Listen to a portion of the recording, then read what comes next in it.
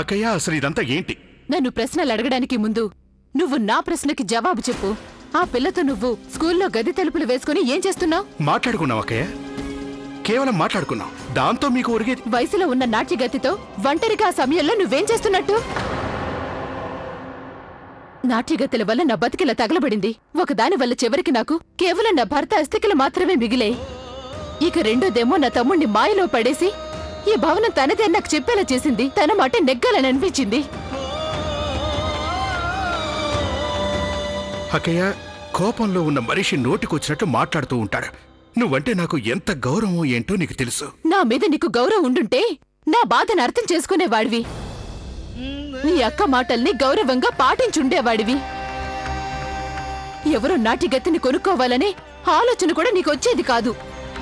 అదేం లేదక్కయ్య, నేను సుగుణను కొనుక్కోవాలనుకోవటం లేదు. కొనుక్కోవాలనుకోవడం లేదా?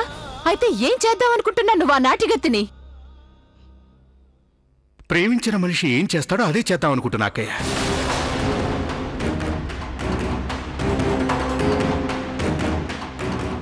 ఏంటి? ప్రేమ?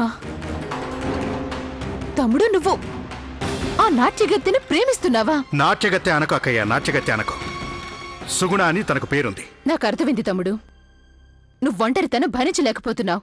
నీకొక భార్య అంటూ లేదు కదా. ఆయన నువ్వు కావాలంటే నేను నీకొక మంచి పిల్లని చూస్తాను కదా. నేను ఏ జమీందారి కూతురుతోనో నీ పెళ్లి నిశ్చయించేస్తాను. అప్పుడు మేళ తాళాలతో సగౌరవంగా నువ్వు ఆ పిల్లని పెళ్లి చేసుకుని నీ ఒంటరితనాన్ని పోగొట్టుకోవచ్చు. చూడండి అక్కయ్య, నా దృష్టిలో సుగుణ నేను ఆటలాడుకునే బొమ్మ కానే కాదు. అయినా నేను మరొకరిని ఎందుకు పెళ్లి చేసుకోవాలి? చేసుకోవడం వల్ల ప్రయోజనం ఏంటి చెప్పు? నేను మొదటి పెళ్లి చేసుకున్నాను, అది నీ ఇష్ట ప్రకారమే చేసుకున్నా. నా కోసం ఒక దొరగారి పిల్లను పట్టుకొచ్చారు మీరు. చివరికి ఏమైంది? ఆ పెళ్లి వల్ల నేను ఎలాంటి సుఖాలు అనుభవించానో నీకు బాగా తెలుసక్కయ్య. అంత మాత్రం చేత నువ్వెవరిని పడితే వాళ్ళని ప్రేమిస్తావా?